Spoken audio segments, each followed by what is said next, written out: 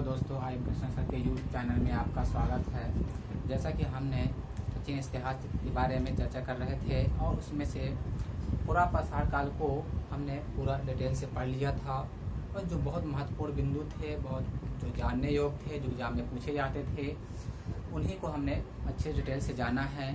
आज उसी को आगे बढ़ाते हुए हम पाषाण काल की ही बात करेंगे। वो है हमारा मध्य पाषाण काल। जो मध्य पाषाण काल है ये अपने में एक बहुत उस तरह का काल है जो एक कड़ी को जोड़ता है। ये तो इसके बारे में पहले हम ना बात करके थोड़ा सा उच्च पुरापाषाण काल के बारे में थोड़ा सा और जानकारी प्राप्त करते हैं, क्योंकि जो उच्च पुरापाषाण काल के बाद आने वाला जो काल था यही मध्य पाषाण काल है। तो थोड़ा सा पहले हम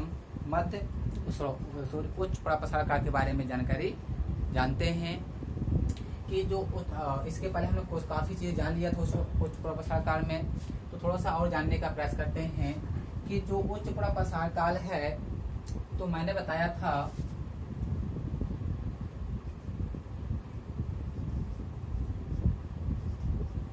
उच्च पुरापाषाण काल।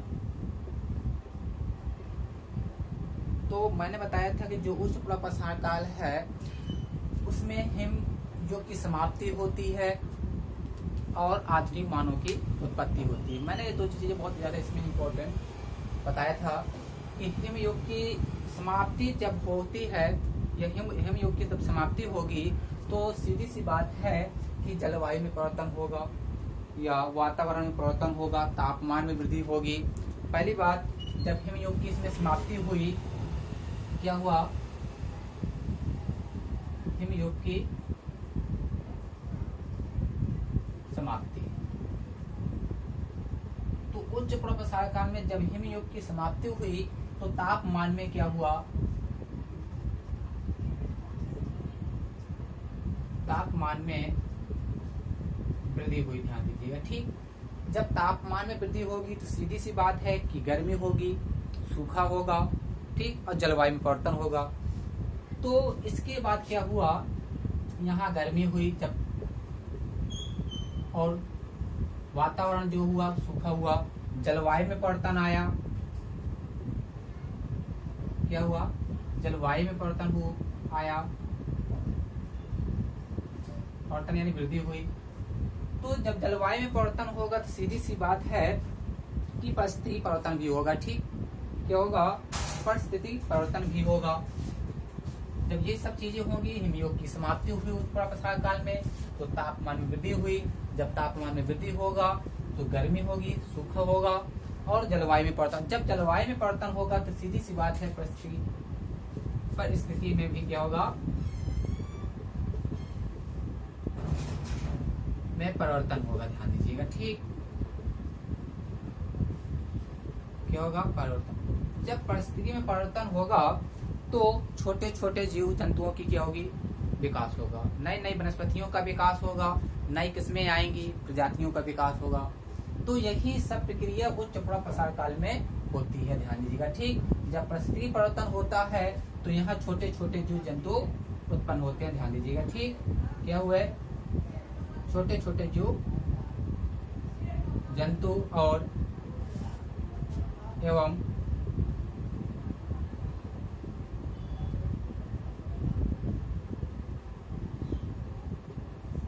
वनस्पतियों की नई किस्में आई। नई किस्में आई और प्रजातियों का क्या हुआ? विकास हुआ। प्रजातियों का विकास हुआ। ध्यान दीजिएगा, ठीक। तो ये सब चीजें होती हैं। क्या होता है कि परिस्थिति परिवर्तन के बाद छोटे छोटे जीव जंतुओं का एवं वनस्पतियों की क्या होती हैं?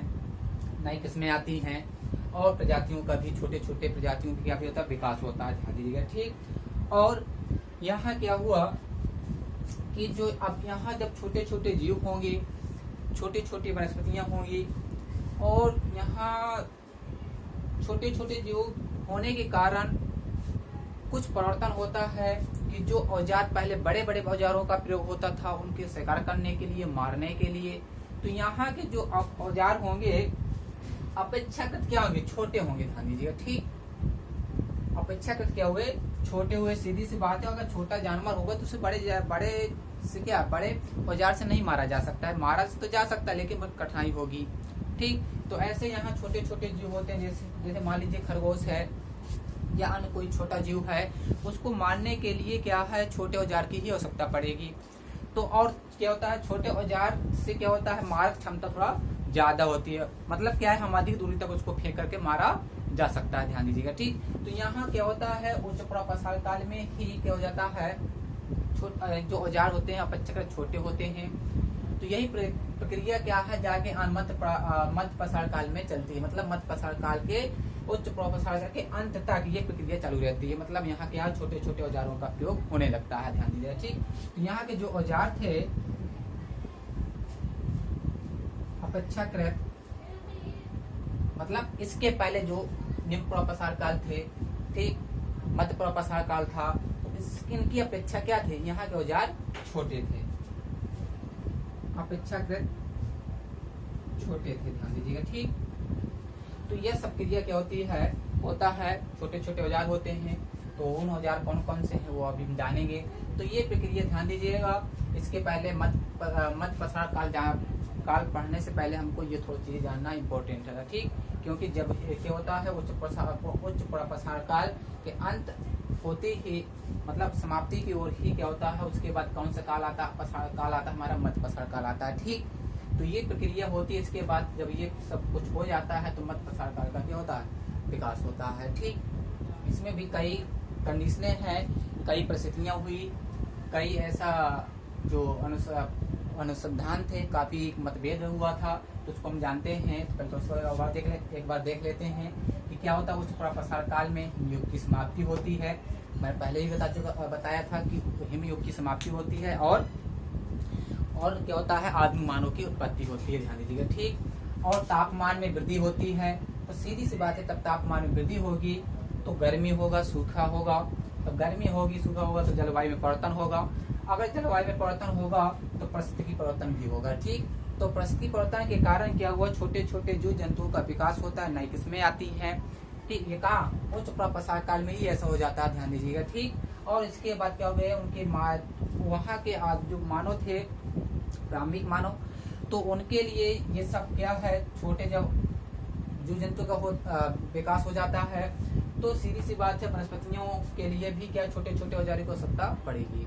तो ये सब देखते हुए छोटे छोटे यहाँ औजारों का प्रयोग होने लगता है उच्च प्रसार के अंत तक में, ध्यान दीजिएगा। ठीक, अब हम बात करेंगे मध्य प्रसार काल की क्या है, इसके बारे में आप हम डिटेल से जान लेंगे, ध्यान दीजिएगा। ठीक, तो जो मध्य प्रसार काल है ये बहुत एक मतभेद काल माना जाता है, ध्यान दीजिएगा। मतभेद कैसा, देखिए इसको थोड़ा सा कहानी को समझते हैं कि जो ये मध्य प्रसार काल था इसके बारे में काफी मतभेद हुआ।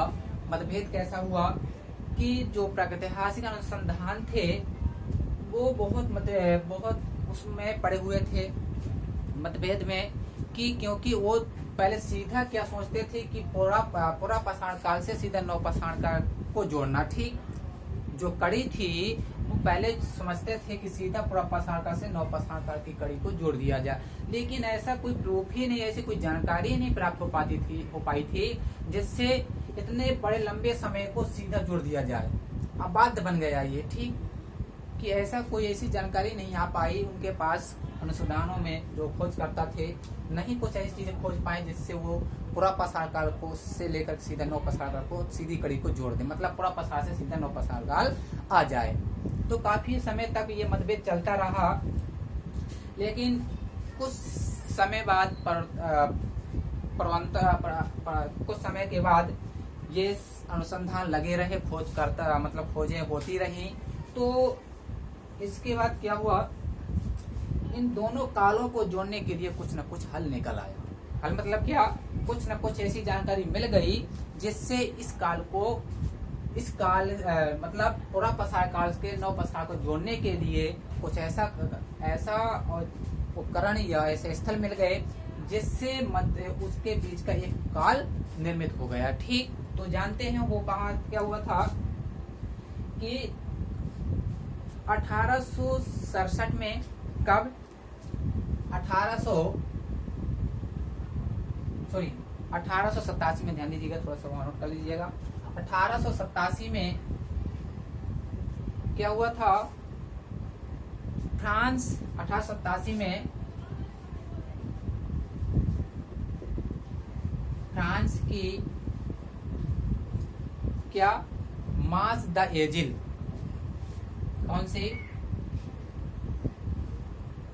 मास द एजिल,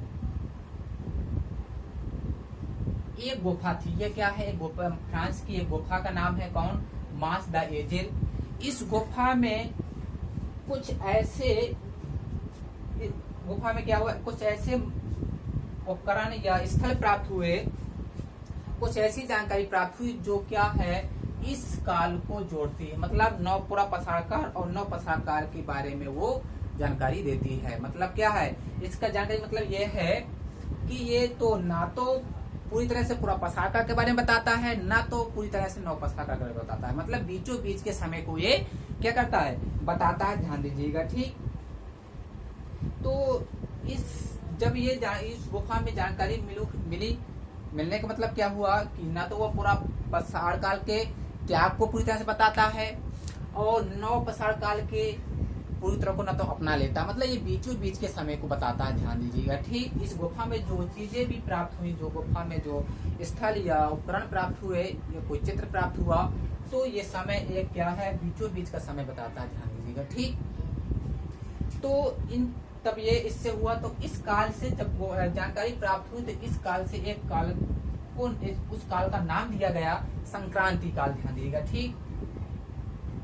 क्या बोला गया, संक्रांति काल, या इसी को संक्रमण काल बोलते हैं। ध्यान दीजिएगा, ठीक। या इसी को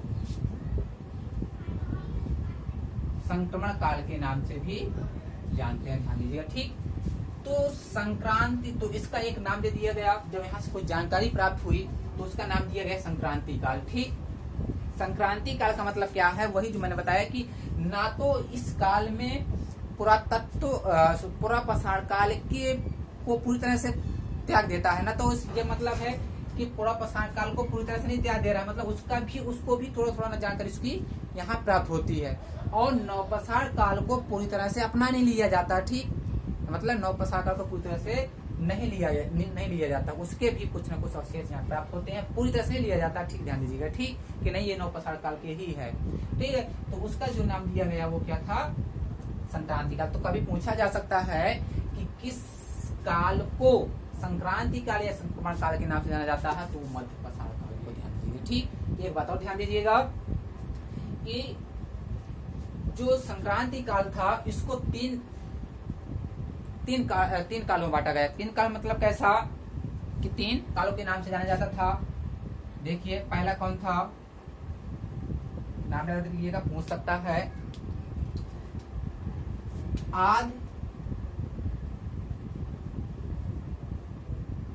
आद पुरा पसार काल। ध्यान दीजिएगा, ठीक। पहला कौन सा है, आद पुरा पसार काल। दूसरा है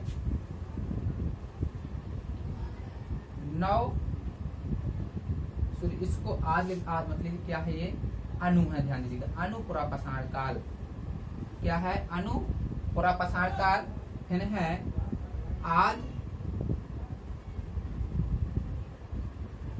पसार काल। थर्ड है मध्य पसार काल।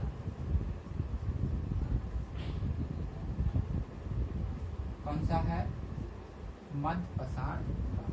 देखिए, बात क्या आती है, तो इसको तीन कालों में बांटा गया, अनु पूरा पसार काल, आध पसार काल, मध्य पसार काल। ऐसा क्यों हुआ, ऐसा क्यों बांटा गया, तो देखो मैंने तो बता दिया कि अनु पूरा पसार का मतलब क्या हुआ कि पूरा पसार काल को पूरी तरह से त्याग न देना, मतलब पूरा पसार को पूरी नहीं कि पूरा पसार यहाँ समाप्त हो गया, ठीक। उसके भी कुछ न कुछ, उसकी भी जानकारी, उसके बारे में भी कुछ न कुछ यहाँ बता दिया जाता है, ठीक। और आज नव पसार का मतलब क्या हुआ कि इसमें आज नव पसार काल की कुछ न कुछ अवशेष, कुछ न कुछ जानकारी यहाँ से मिलती है। ध्यान दीजिएगा, ठीक। पूरी तरह से तो नहीं लिया गया, ठीक, न पूरी तरह से इसको त्यागा गया है, न इसको पूरी तरह से इस काल में लिया गया है, इसलिए ये हुआ। अब तीसरा क्या है, इनको बीचों बीच के समय को क्या बोल दिया गया, मध्य पाषाण काल बोल दिया गया। ध्यान दीजिए बेटा। ठीक, तो अब बात क्या हुआ, ये दोनों काल तो अधिक समय तक लोकप्रिय नहीं हो पाए, इसलिए इनको क्या, इनका नाम अधिक समय तक नहीं गया। ठीक, ये जो दोनों थे अनुपूर्वापाषाण काल और आद्य नवपाषाण काल, इनका नाम ज्यादा लोकप्रिय नहीं हो पाया। लोग इसके बारे में ज्यादा जो खोज करता थे, जो अनुसंधानें थी, इसको ज्यादा विशेष महत्व नहीं दिया। और इसको जो अधिक रूप से जो लोकप्रिय हो गया, अनुसंधानों ने अधिक रूप से इनको जानकारी देने के लिए, तो उसका नाम सही से क्या बोल दिया गया, इसको मध्य पाषाण काल के नाम से जाने लगा। ठीक, तो यही संक्रांति काल को यानी संक्रमण काल को मध्य पाषाण काल के नाम से जाना जाता है। ध्यान दीजिएगा। ठीक, अब देखिए, तो यह हमने जाना कि मध्य पाषाण काल की उत्पत्ति कैसे होती है। ठीक, और इसको पहले किस नाम से जाना जाता था, किसके नाम से, संक्रांति काल के नाम से जाना जाता है। तब एग्जाम में पूछा जा सकता है कि ऐसा कौन सा काल है जिसे संक्रमण या संक्रांति काल के नाम से जाना जाता है, तो आप लोग ध्यान दीजिएगा, वो कौन सा है, मध्य पाषाण काल है। ध्यान दीजिए। ठीक, चलिए आगे चलते हैं। अब इसके बाद क्या होता है कि इसको अभी और एक नाम से, मध्य पाषाण काल को एक नाम से और जाना जाता है, उसको भी जानते हैं। देखिए क्या होता है कि पहले जानते हैं इसको मध्य पाषाण काल को, आप थोड़ा सा डिटेल्स जानते हैं। इसके पहले हमने जाना है कि मध्य पाषाण काल की उत्पत्ति कैसे होती है। ध्यान दीजिएगा। ठीक, अब देखिए, जो मध्य पाषाण काल है, इसको इंग्लिश में क्या बोलते हैं, मेसोलिथिक एज बोलते हैं। और इसका समय काल आपको ध्यान देना, बुकों में थोड़ा सा डिफरेंट मिल सकता है, तो जिसका सटीक है समय काल यही है कि 10,000 से 8,000 ईसा पूर्व। ध्यान दीजिएगा। ठीक, ये जो अपने अंदर एक समय लिए हुए है, वो कितना लिए हुए है, 10,000 से 8,000 ईसा पूर्व समय लिए हुए। ध्यान दीजिएगा। ठीक, चलिए अब देखिए क्या होता है यहाँ कि जो मेसोलिथिक है यानी मध्य पाषाण काल है, इसकी उत्पत्ति कैसी होती है, मतलब इसका कौन कौन शब्दों से मिलकर बना हुआ। ध्यान दीजिएगा। ठीक, जो मेसोलिथिक शब्द है, ये हिंदी इसका रूपांतरण, ध्यान, मेसोलिथिक का हिंदी रूपांतरण ही मध्य पाषाण काल है। ध्यान दीजिएगा। ठीक, किसका, देखिए, जो मेसोलिथिक है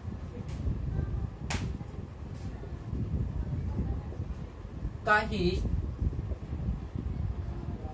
हिंदी रूपांतरण ही मध्य पाषाण काल। ध्यान दीजिए। ठीक, इसको हिंदी में क्या बोला जाता है, मध्य पाषाण काल, पहली बात। ठीक, नेक्स्ट देखिए, इसका बात क्या है, जो यूनानी में ये मेसो जो होता है, मिसोस, यूनानी में इसको, तब इसको तोड़ेंगे तो दो बुक में टूटेगा, एक होता है मिसोस, इसका यूनानी में अर्थ होता है, यूनानी भाषा में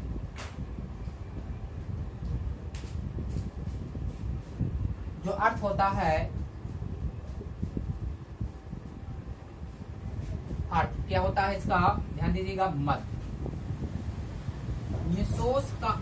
मिसोस का यूनानी भाषा में अर्थ होता है मध्य, और जो बचता है लास्ट में हमारा क्या बचेगा, लास्ट में लिथोस।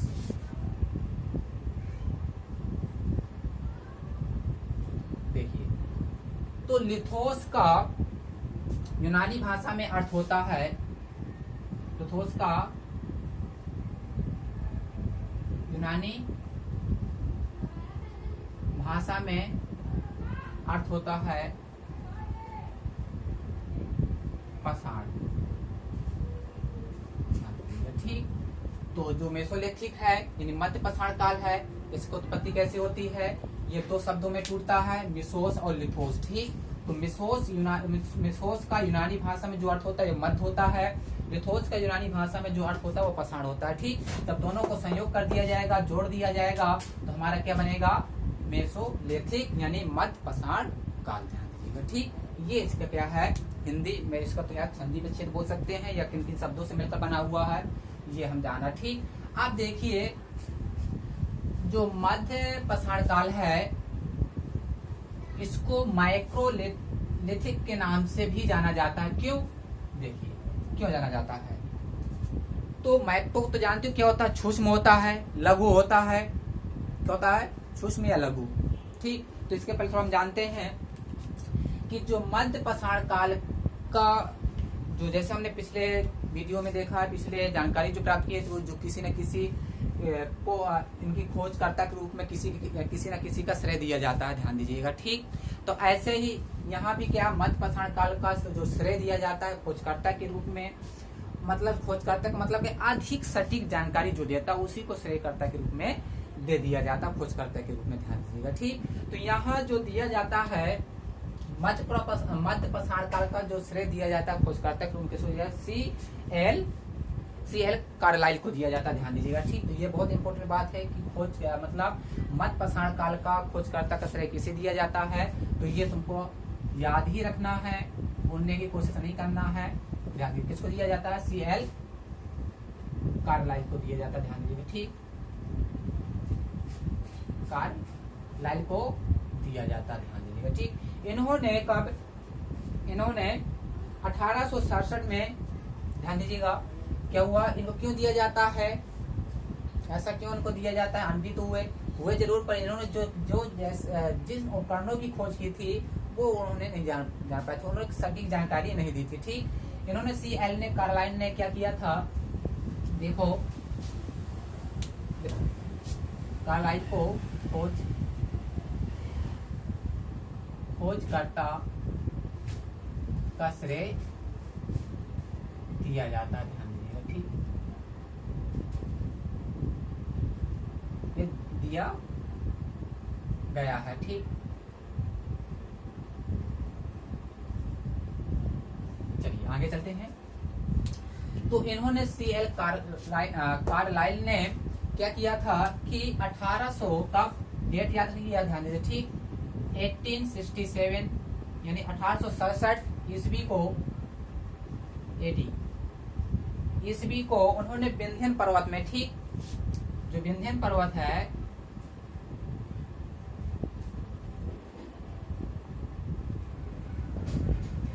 लघु पाषाण उपकरणों की खोज की थी, ध्यान दीजिएगा। इस कारण से इनको CL कार्लाइल को खोजकर्ता का श्रेय कौन से, मध्य पाषाण का खोजकर्ता का श्रेय दिया जाता, ध्यान दीजिएगा। ठीक, क्या किया था उन्होंने, 1867 ईस्वी में विंध्यन पर्वत में लघु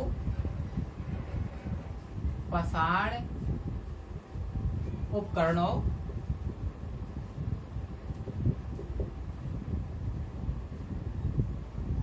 की खोज की थी। कौन से, लघु यानी छोटे। इसी कारण छोटे उपकरणों की खोज करने के कारण इस काल को किस नाम से जाना जाता है, ध्यान दीजिएगा, इस काल को माइक्रोलिथिक के नाम से जाना जाता है, ध्यान दीजिएगा। ठीक, किसके कारण, लघु पाषाण उपकरण की खोज होने के कारण, तो इनको किस नाम से जाना जाता है, उपकरण या औजार। ठीक, उपकरण की खोज होने के कारण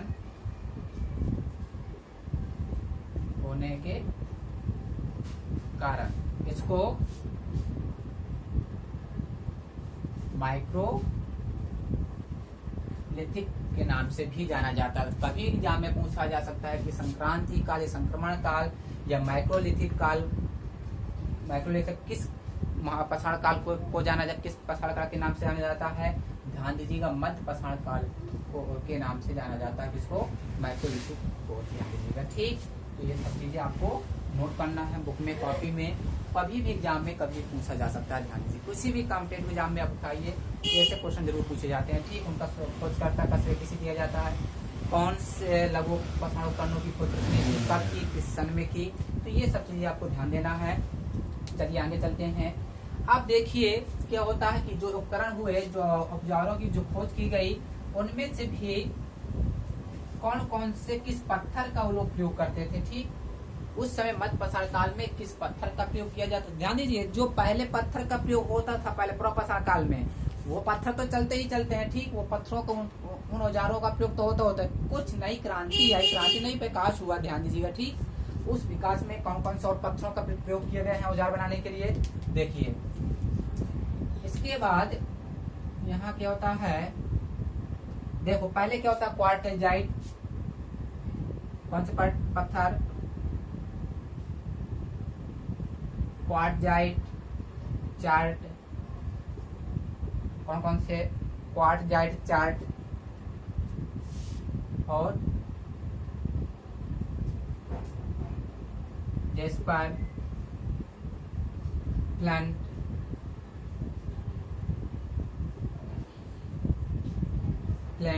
तो ऐसे ये पहले क्या प्रसार में इन पत्थरों का प्रयोग किया जाता था ठीक। लेकिन इसके बाद भी क्या हुआ कि इसके बाद मतलब इनके बाद भी क्या है, कुछ नौ और पत्थरों का भी उन्होंने औजार बनाने में प्रयोग करने। वो पत्थर कौन कौन से थे, कार्लियन और स्फटिक, ध्यान दीजिएगा ठीक। कौन कौन से पत्थरों का प्रयोग किया उन्होंने,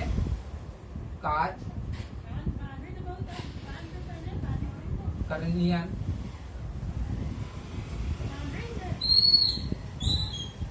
और स्फटिक,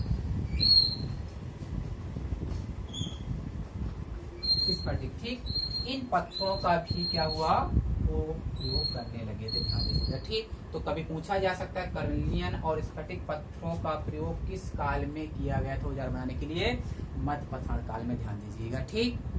नेक्स्ट देखिए, अब ये मध्य पाषाण काल को पुरापाषाण के औजारों में से थोड़ा तुलना क्यों की जाती है, कुछ अधिक महत्व क्यों दिया जाता है। देखिए जो पुरापाषाण काल था उस समय क्या है, सिर्फ पत्थरों के औजारों का ही प्रयोग किया जाता था ठीक।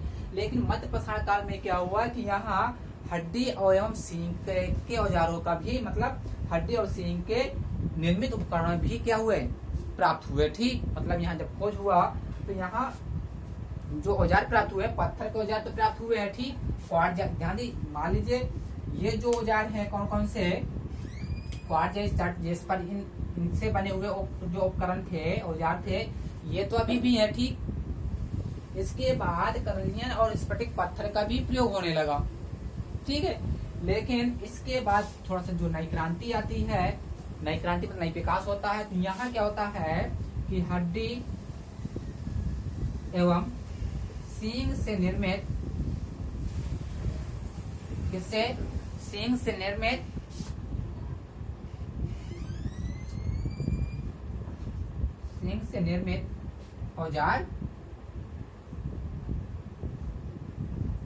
औजार या उपकरण प्राप्त हुए।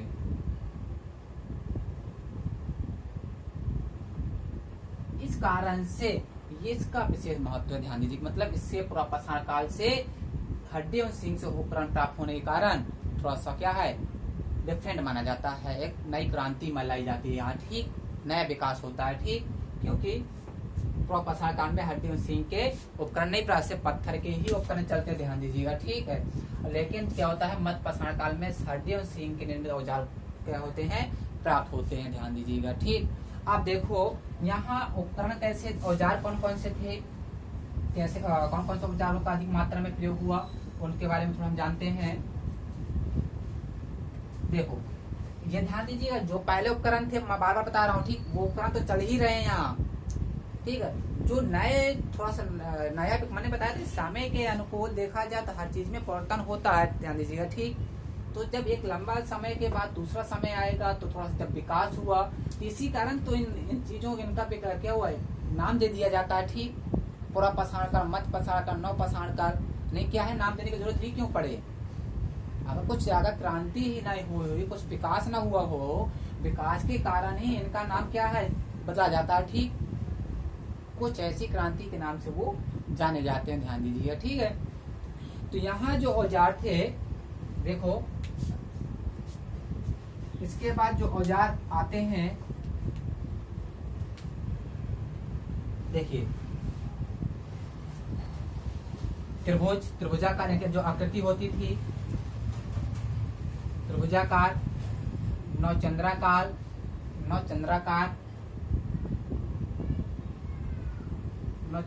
और समलंब, ऐसे औजार प्राप्त हुए हैं, ध्यान दीजिएगा। ठीक, ये त्रिभुज, नवचंद्राकार, समलम ऐसे उपकरण क्या हुए, मध्य पाषाण काल में प्राप्त हुए हैं। ठीक, त्रिभुजाकार यानी जिसके तीनों कोने होते थे, मतलब किसी भी साइड से मार दिया जाए वो क्या है, सीधा जानवरों पर अटैक करता था, जानवरों पर लगता था। कैसा था वो, त्रिभुजाकार था। देखिए इसमें क्या होते थे, 3 कोने होते थे, ये तीनों कोने होते थे। ठीक, यानी किसी भी साइड से अगर फेंक कर मार दिया जाए किसी छोटे, इनका विकास क्यों हुआ ये भी ध्यान दीजिए। ठीक, क्योंकि इस समय क्या हुआ तो मैंने बताया था कि उच्च पूरा पाषाण काल की समाप्ति में क्या हुआ था, छोटे छोटे क्या जानवरों का विकास हो गया था। ठीक, पता ना, जलवायु परिवर्तन जब हुआ, परिस्थिति परिवर्तन हुआ तो क्या हुआ, छोटे छोटे जीव जंतु वनस्पतियों का विकास हुआ। ठीक, तो अब इसके बाद मध्य पाषाण काल लगा, तो मध्य पाषाण काल में तो वो छोटे छोटे जीव जंतु तो रहे होंगे ना। ठीक, तो वो क्या है, उनकी शिकार करने के लिए, और क्या करने के लिए, शिकार करने के लिए कुछ छोटे औजार को आवश्यकता पड़ी। तो यही छोटे छोटे औजार कैसे त्रिभुजाकार, नवचंद्राकार, समलम की आकृति के बनाए गए, जिससे उस अब इनकी क्या होती थी, मारक क्षमता बहुत तेज होती थी। मारक क्षमता कैसी, मतलब कि मारक क्षमता का मतलब यह है कि अगर हम अधिक से अधिक दूर तक फेंक करके मारा जा सकता है। ठीक, अगर कोई जीव है, कोई जानवर है छोटा सा, अगर वो बहुत काफी दूर तक है तो हम यहाँ से फेंक करके उसको मार सकते हैं। ठीक, तो अब इसमें त्रिभुज में 3 कोण होते थे, तो ये कहीं से भी हम दूर से भी फेंक करके मार देते थे तो वो क्या सीधा लग जाता था, कोई ना कोना उसके लग जाता था। ठीक, ऐसे जो नवचंद्राकार होता था ये थोड़ा वृत्ताकार होता था, ध्यान दीजिएगा। ठीक, ये ऐसा वृत्ताकार होता था,